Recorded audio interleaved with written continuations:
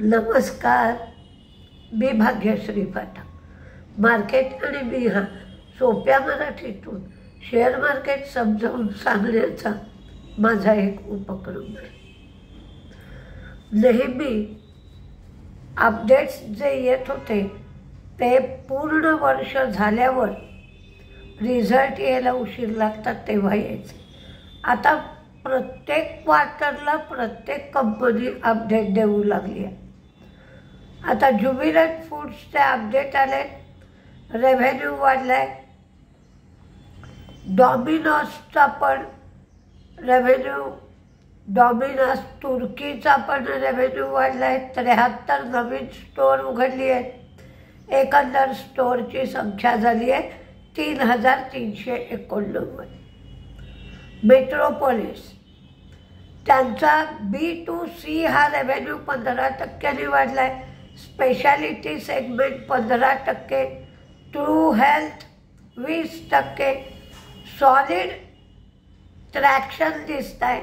कशामध्ये तर ते डायरेक्ट कन्झ्युमर्सना डायग्नोस्टिक्सच्या बाबतीत कॉन्टॅक्ट करू शकतायत.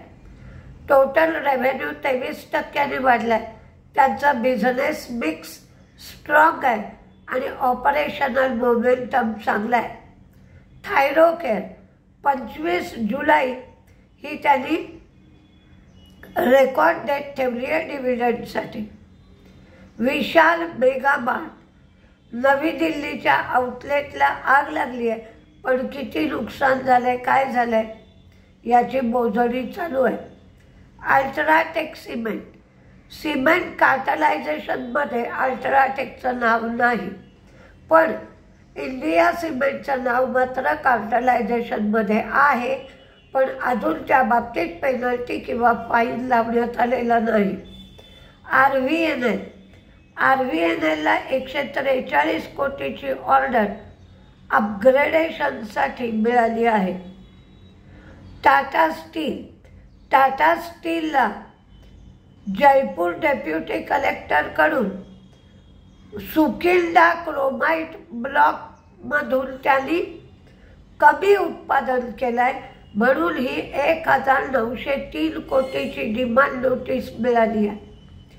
टॅक्समॅको ट्रान्सपोर्ट कॉर्पोरेशनकडून 2 रॅक्ससाठी 36.3 कोटीच्या ऑर्डर मिळाल्या आणि आणखीन 8 रॅक्सचे ऑर्डर ते देणार आहेत. त्याचा ऑप्शन त्यांनी ओपन ठेवला आहे.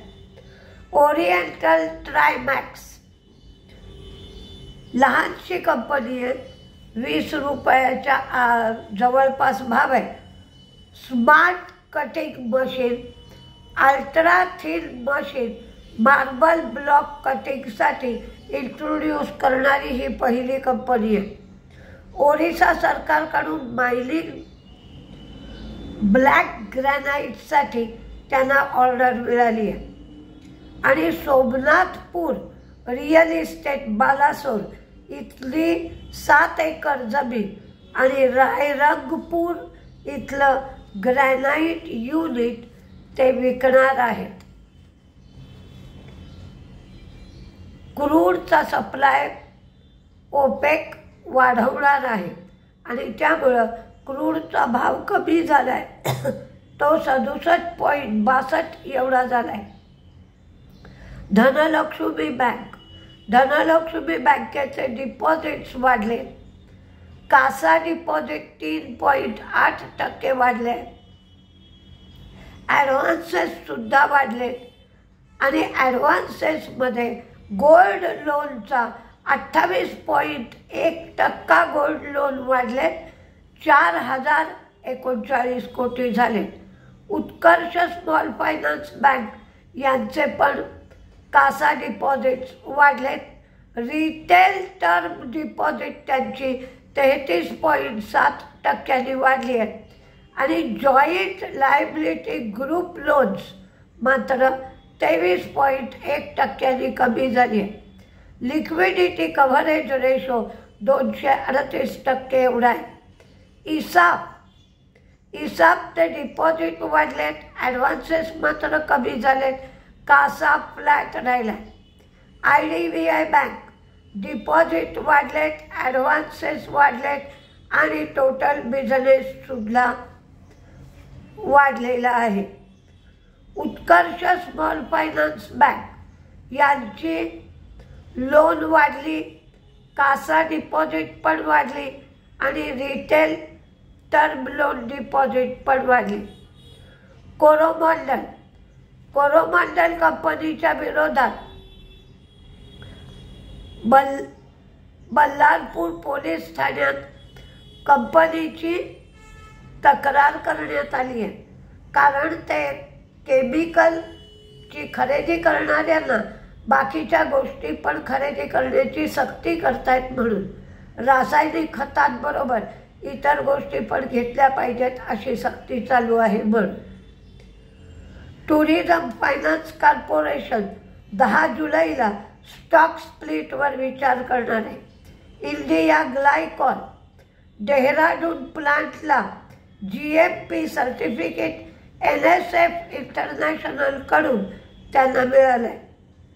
देवयानी इंटरनॅशनल 2000 स्टोअर्सचा टप्पा त्यांनी पार केला आहे. 257 नवीन स्टोअर त्यांनी उघडली आहेत. त्यामुळं 2039 स्टोअर झाली. मास्टर फ्रँचाईज डील केली आहे. ही डील टी लाईव्ह, सुनक किचन, न्यूयॉर्क फ्राईज यासाठी करण्यात आली आहे. थायलंडमध्ये 18 नवीन KFC स्टोअर्स उघडली आहेत. आता त्यांची ही KFC स्टोअर्स 306 झाली आहेत. अमेरिकेच्या बाबतीत म्हणायचं झालं तर त्यांचं शुक्रवारी मार्केट बंदच होतं. 1 ऑगस्टपासून नवीन दर चालू होतील असं ट्रम्पनी सुतोवाच केलं आहे. ज्यांची डील झाली नाही त्यांना 1 ऑगस्टपासून दर द्यावे लागतील. 3% टॅरिफ होते ते 20% होती. 12 देशांना असे दर द्यावे लागणार आहे. पण हे 12 देश कुठले हे मात्र सांगण्यात आलेलं नाही. त्यांच्या वेळेनुसार दुपारी 12 वाजल्यापासून टॅरिफ लेटर पाठवली जाते. मस्कनी अमेरिका पार्टी या नावाने नवीन पार्टी उघडली आहे. तर ट्रम्प म्हणतात की आत्तापर्यंत अमेरिकेत 2च पार्ट्या आहेत. तुम्हाला काढायची तर तुम्ही नवीन पार्टी काढू शकता. ओपेकनी पहिल्यांदा ठरवलं होतं 4.11 लाख बॅरल पर डे उत्पादन करायचं. आता 5.50 लाख बॅरल्स पर डे एवढं उत्पादन केलं जाईल असं सांगण्यात आलं. हे उत्पादन सप्टेंबरपासून सुरू होईल, पण त्यामुळे पुरवठा वाढेल आणि भाव कमी होतील क्रूडचे आणि हे भारताच्या दृष्टीने फायद्याचंच ठरतं आहे. डोमेस्टिक इन्व्हेस्टर्सची 1028 कोटींची विक्रीच आहे. फॉरेन इन्व्हेस्टर्सच्या मात्र खरेदी विक्रीची गरज नाही, कारण शुक्रवारी त्यांचं मार्केट बंदच होतं. बँक ऑफ इंडियाचा ग्लोबल बिझनेस वाढला आहे. ॲडव्हान्सेस 12% झालेत. सॅनको गोल्ड त्यांची रिटेल ग्रोथ 24% वाढली आहे. रेव्हेन्यू 28% वाढलेत. त्यांनी नवीन 9 स्टोअर उघडली आहे आणि आता त्यांची एकंदर स्टोअरची संख्या 179 एवढी झाली आहे.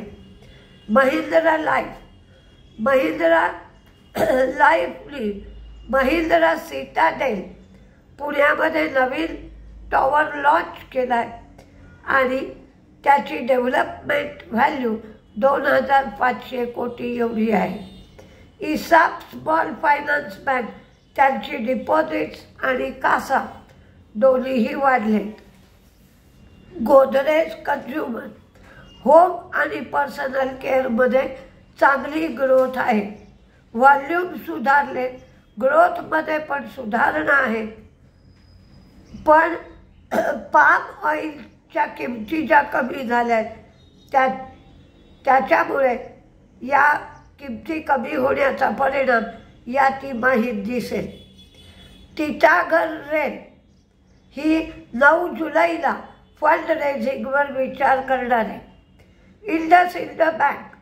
इंडसइंड बँकेचे डिपॉझिट्स कमी झालेत, ॲडव्हान्सेस पण कमी झाले आणि कासा रेशो पण कमी झाला.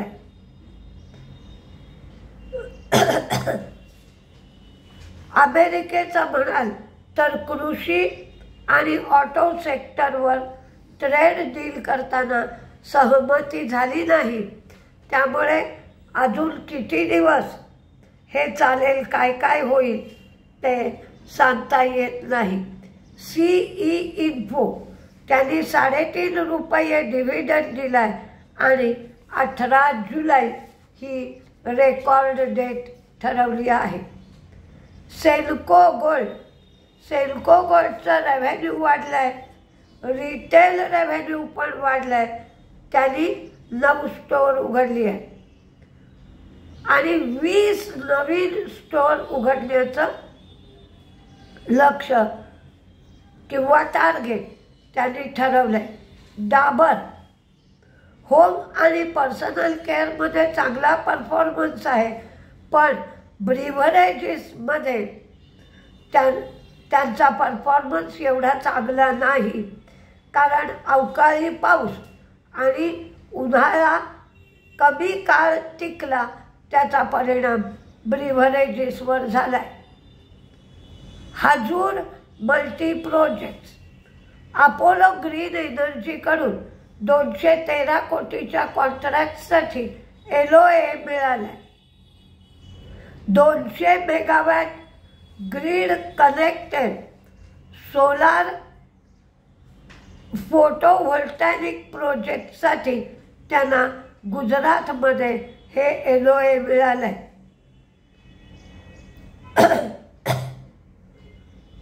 Bosch limited